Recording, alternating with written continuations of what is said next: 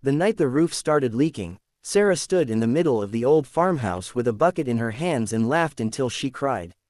Snowmelt dripped through cracked shingles, the wind howled through gaps in the walls, and her 2 kids slept huddled together under coats because the heat barely worked. Everyone in town had warned her. "You inherited junk," they said. "Sell it and move on." Some even mocked her openly, asking how a single mom thought she could survive on a broken-down farm at the edge of rural Ontario. But that night, standing alone in the cold, Sarah made a quiet promise to herself. She wasn't leaving. Not yet. The farmhouse had belonged to her late uncle, a man everyone called strange. He lived alone, rarely spoke, and never explained where his money came from. When he passed, all Sarah received was the deed and a pile of unpaid taxes. No savings, no apology letter, just a rusted mailbox and a property everyone believed was worthless. Sarah had recently lost her job at a grocery store in town, childcare costs were crushing her, and this farm felt like her last option. Pride swallowed hard, she packed what little she owned, and moved in despite the whispers.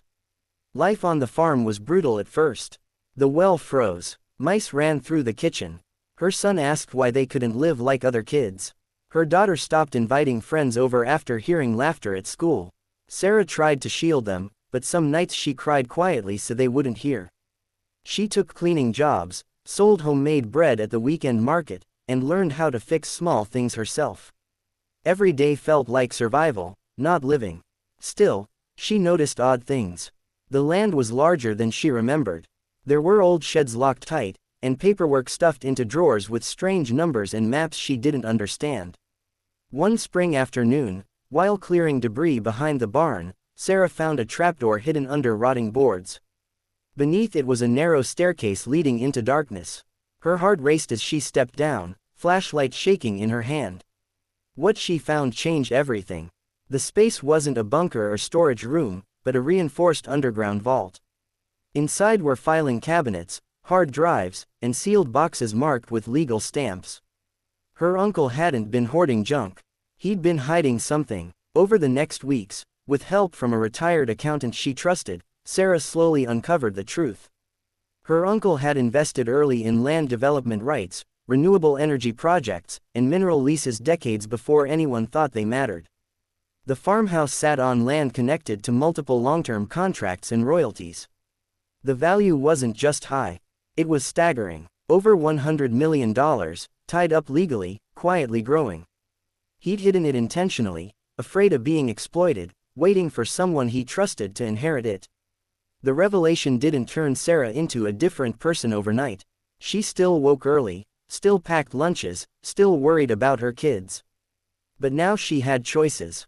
She paid off debts, fixed the house, and secured the farm legally.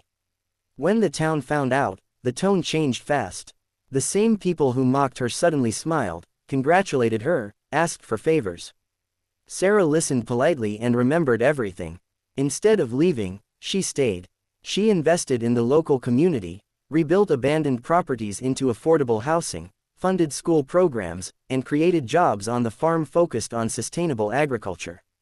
She taught her children something money couldn't buy. That dignity isn't given by others. It's built through endurance. And sometimes, the places people laugh at are hiding the greatest potential of all. Years later, standing on the porch of a warm, restored farmhouse, Sarah watched her kids run through fields that once felt like a curse. She smiled, not because she'd proven anyone wrong, but because she'd proven herself right. That broken-down farm was never junk. And neither was she.